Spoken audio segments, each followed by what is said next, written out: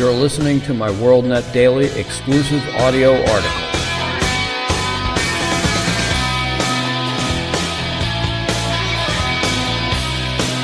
Today's WorldNet Daily exclusive audio article is entitled, Haircut for Me, but Not for Thee.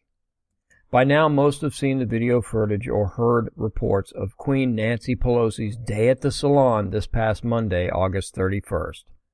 There are 2 or 3 takeaways that need to be addressed regarding this incident. First is obvious. Talk about being tone deaf. I'd like to say Pelosi had a lot of nerve, but nerve has nothing to do with it. Pelosi and other leftist royalty are oblivious to the suffering around him. They just don't care. And why should they? When the aristocracy wants what they want, the rules that you and I must abide simply don't apply to them. Whether it's attending a funeral, like John Lewis's, or having your hair done. But oblivious is also being kind, as Pelosi demonstrated by throwing the salon owner Erica Kious under the bus. Second, Pelosi claimed that she was not to blame for defying a citywide mandate, that instead it was she who was set up by the salon owner. However, it was actually a Pelosi staffer who contacted a stylist who is not an e-salon employee but an independent contractor and rents a chair from Kious, received a text message Sunday night, August 30th. Quote, "One of the stylists who rents a chair from me contacted me Sunday night," Kious said. A screen grab of the text message she received from one of her stylists and obtained by Fox News said, quote, "I'll be there at 2:45 tomorrow. Pelosi assistant just messaged me to do her hair," unquote.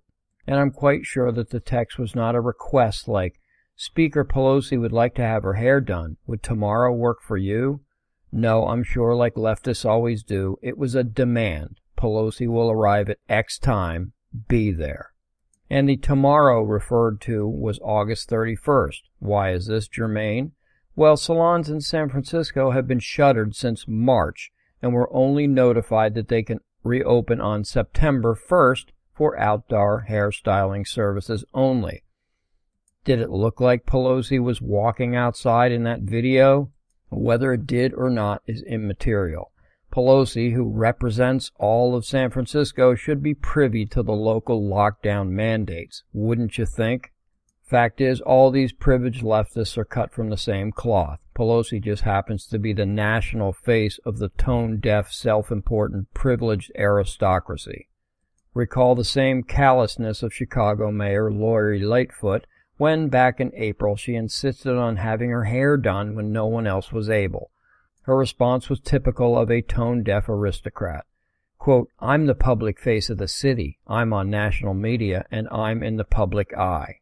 Unquote. In other words, she and Pelosi are better and more important than the serfs they rule, and by their actions they really do think they are. And that was the end of that, because the stylist didn't question the mayor.